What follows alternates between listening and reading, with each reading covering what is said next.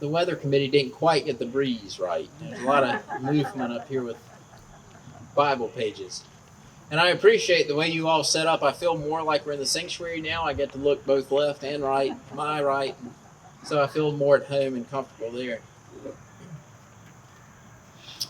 Well, this is probably the one time that you might hear George Carlin mentioned in a sermon.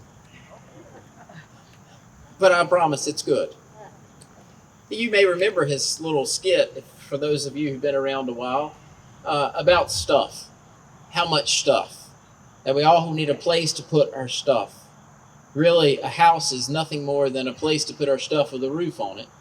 And don't forget the lock on the door.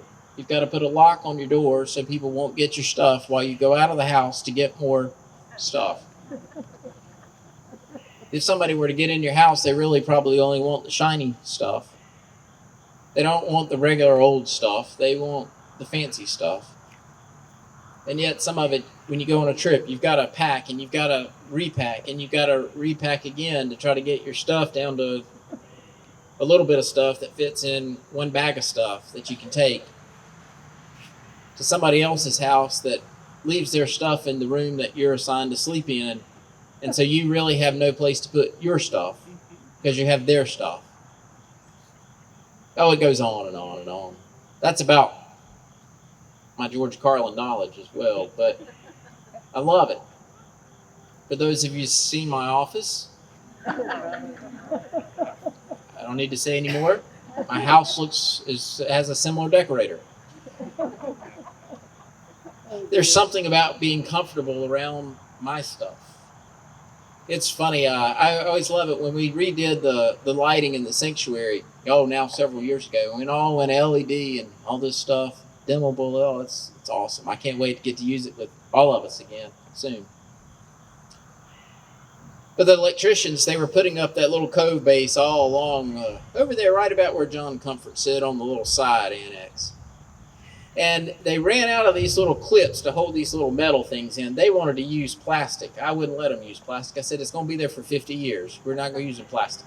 It'll crack and all kinds of stuff. So anyway, they were using the old-fashioned metal things, and they're out. They ran smack dab out on the Friday afternoon and trying to finish up. I said, what do you need? And they showed me one of them. I said, I got some of those in my office. He said, do what? I said, I got some. I went in my office and all I could find was the white ones, not the ivory ones. But they had a little can of spray paint. They sprayed it. It's up there doing its job. Oh, stuff. Sometimes it's good to have that around. That really good cardboard box that you're going to need in the future. That's a really good one. Now, I don't know what you're going to do with that, but I've got some really good boxes. Oh, and there's little mementos and tokens and things I can remember on a trip. I got that in Chicago, or I got that in New York, or I got that in 10th grade. And, they used to do more of that. Everywhere you went, you could get a souvenir with your date on it, when it was and when you got it, how you got it. Just a little something to help you remember where you've been. So it's good. It's kind of good stuff. I can't imagine how I would feel if I were the guy that asked Jesus, what do I need to do for salvation? And he cut right to the chase and told me that it's about stuff. Get rid of your stuff. Give it away. Sell it. Oh, wait a minute. Now, this goes against everything American consumer culture teaches us. Stuff makes us happy. It makes us whole. It makes us successful if we have stuff. The fancier, the bigger, the better.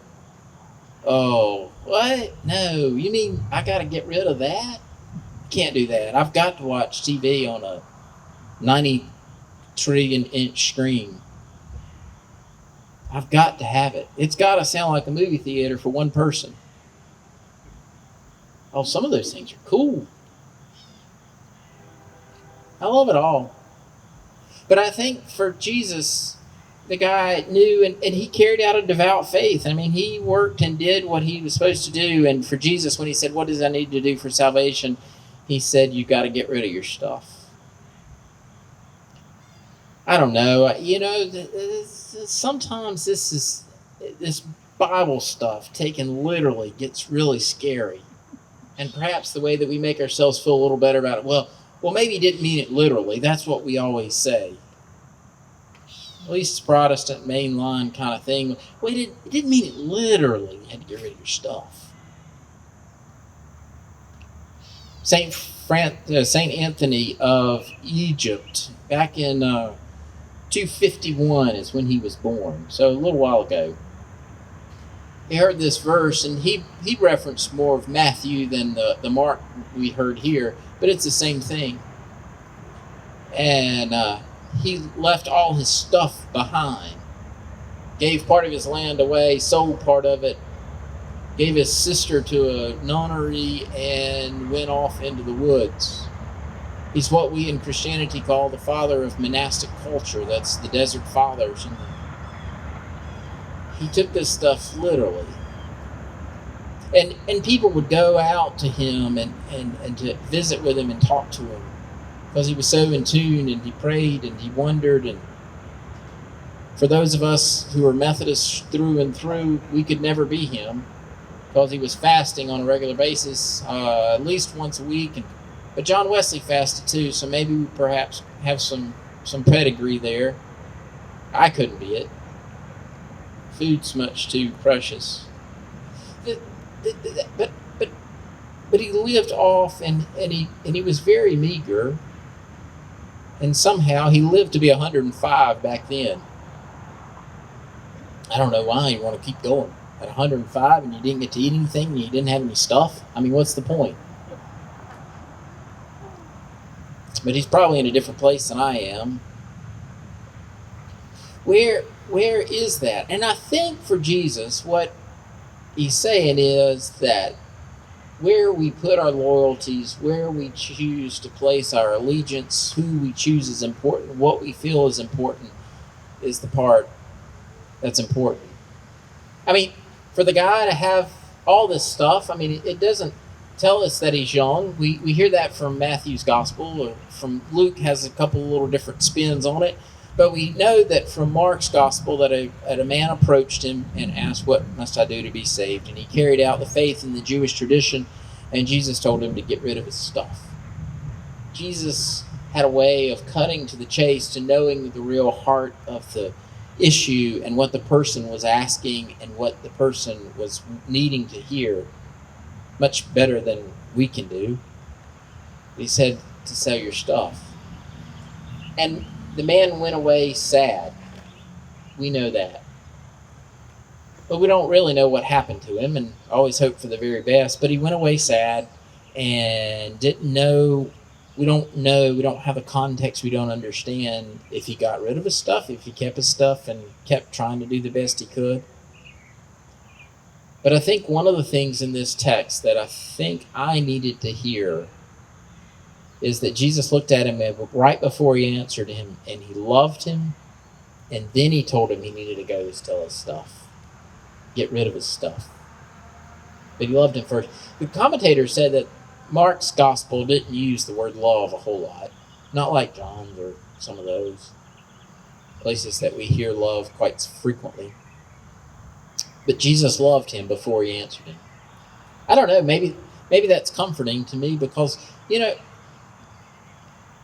and then he goes on in there and talks about at the end of it, like how can people, I mean, even Peter, the disciple that always has an answer for everything, says to Jesus, well, we've started arguing his case. I was watching NCIS yesterday, a rerun. This hit me. They confronted this guy in the questioning room, and they looked at him and they said, well, you did blah, blah, blah, blah, blah. I don't remember what it was now. And then he said, well, the innocent people usually start defending themselves and representing the case, and the guilty parties never say anything. But Peter, he's trying to make this argument in this case. Jesus has said that you can't, well, we followed you. We followed, we do, we go, we do everything we can. Jesus said, I don't think you get it. With humans, it's impossible, but with God, all things are possible. Even the salvation for people that don't get everything just right. To care, to be loved, to be cherished, to be able to be faithful as a disciple, to do as best we can what we hear the gospel calling us to do. There are days we're not going to get it right. There are days that we're going to get a little glimpse of heaven in our world through our actions. Sometimes we can't do it, but we know that God's grace works in and through us. I love that in the United Methodist Church, that it's not us, it's grace working in our lives that brings about us an understanding of who God is and what God is doing for us and how God is calling us to live. And it's not because purely of our own free will that we're following after Christ. It's because God's grace is working in and through us and through our lives. And as we grow closer to God, God's grace begins to work more and more into our lives. And that our heart aligns with God's heart. And the things that God sees that are important begins to be important for us. Oh, the power of salvation and transformation for us and for our world. That does, I'm not promising to clean my office out this week, but it does bring about change and transformation. It changes the way, what's so important for us. That grace, that grace begins to work in us and through us in the world. It's grace that helps us see things that we've not always seen in truest colors with a brighter array of spectrum. It helps us understand the need and necessity to, even after they're so aggravating and we've been vaccinated and done everything else, to keep wearing masks, to care for our neighbors and friends and people who can't be vaccinated. Not people who won't be vaccinated, but people who can't be vaccinated. To care for them. Brings about us, and we've got crop walk today in the community, and even it's World Communion. It's one of the 6 special Sundays for offering for us. And, I'll admit I'm talking to the preacher first. But whenever I go out shopping and I look at something, I'm like, oh yeah, I can get that. I can get that. I can do that. Yeah, that ain't that much money. You can start rationalizing all kinds of things when it comes to something we really want. And then when it comes to somewhere where we can help or be assistance, it's like, yeah, here's $5. Oh gosh, it cuts me. So I'm talking to me first, I admit. But yet, when we begin to see God working in and through the world, we begin to want to be a part of that and to add our efforts and our gifts into God's kingdom for transformation. But we realize that, it's stuff too, is not as important to us as it could be. We begin to see the transformation that takes place in our lives. Today it is World Communion. We join with brothers and sisters around the world that we may never meet. We may not talk like, we may not look like, we don't act like, don't even drive on the same side of the road as they do.